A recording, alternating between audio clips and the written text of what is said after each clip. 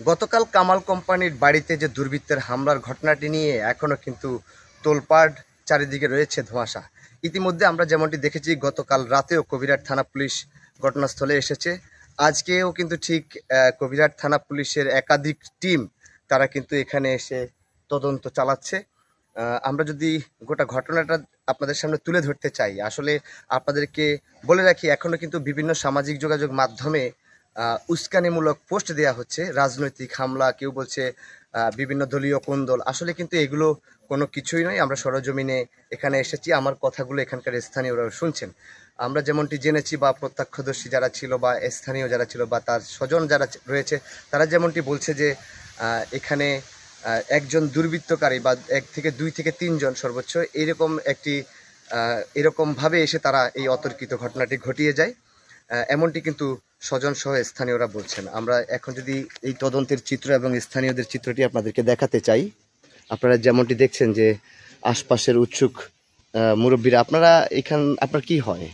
উনি আমার ভাই হয়, এই উনার বাড়ি। আচ্ছা, আপনার কি হয়? উনি আমার ওয়াইফ। আপনার ওয়াইফ। আপনি কি শুনছেন? মানে আমি শুনছি তো আমরা তো মাগরিবের নামাজ হত্যা মসজিদে গেছি, আর এনি টাইমে ও আর এক নাতি যে কয় যে খাটের অর্থন হয়ে মাথা হারিয়ে গেছে। তো আমার নামাজ হয়ে আসে বাজারে সব লোক আছে, এখন তো দেখতেছে অন্যরকম কারবার, মালপত্র ব্যাগ লুটপাট করছে।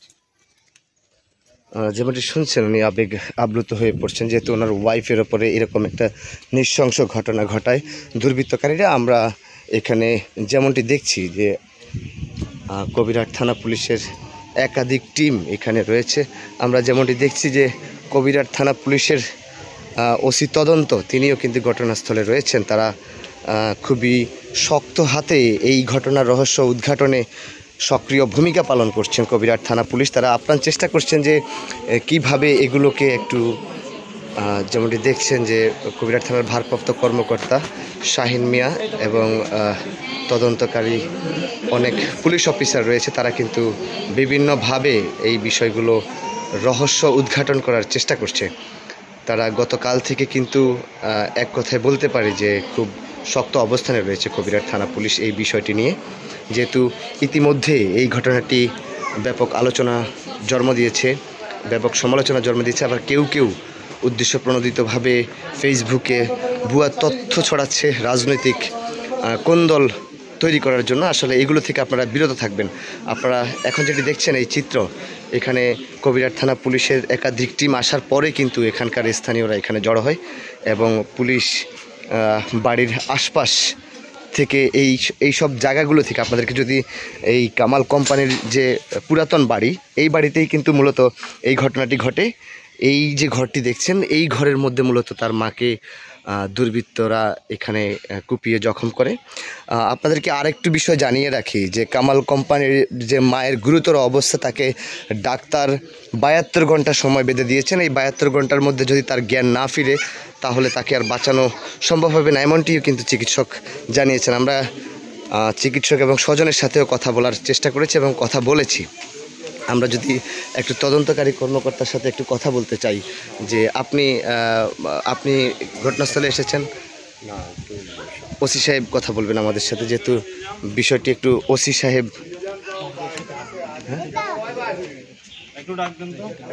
আমরা একটু শুনতে চাই।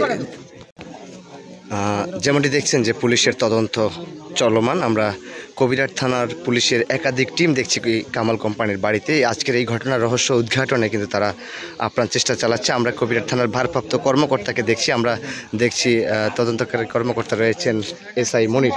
আপনি একটু বলবেন যে আপনারা কতদূর পর্যন্ত এগিয়েছেন বা এখন পর্যন্ত কোনো ক্লু পেয়েছেন কিনা, যেহেতু আজকের এই নৃশংস ঘটনাটির জন্য কিন্তু গোটা উপজেলায়, দেশ বিদেশ, সারা দেশেই কিন্তু এক ধরনের আলোচনা সমালোচনা চলছে।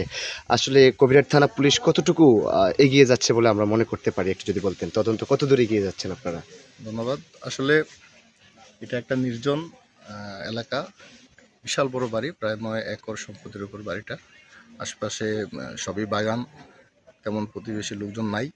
তো যে বিষয়টা, এই নির্জনতার সুযোগে এই মহিলা একাই থাকতো এখানে, যে স্বর্ণ অলঙ্কার উনি ব্যবহার করতো, যতটুকু আমরা জেনেছি।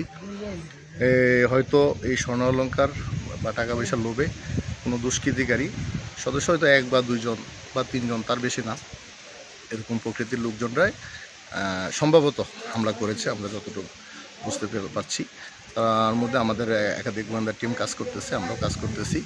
এখন পর্যন্ত যতটুকু আমরা পেয়েছি যে আসলে এটা সিম্পল দস্যুতা বা ডাকাতি এই ধরনের কোনো ঘটনা হইতে পারে। আমরা চেষ্টা করতেছি ঘটনা উদ্ঘাটন করার জন্য, সর্বোচ্চ চেষ্টা করতেছি। ধন্যবাদ। যেমনটি শুনছেন দর্শক, কবিরহাট থানা পুলিশের আপ্রাণ চেষ্টা চলছে। এখানে আমরা যেমনটি দেখছি উৎসুক স্থানীয়রা কিন্তু সেই সারা দিনই এখানে একের পর এক আসা যাওয়া করছে, তারা জানার চেষ্টা করছে বিষয়টি ভালো করে।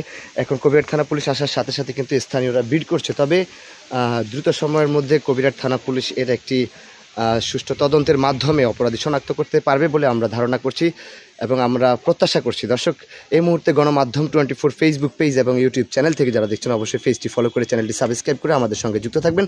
আমাদের সঙ্গে যুক্ত থাকার জন্য আপনাদেরকে ধন্যবাদ।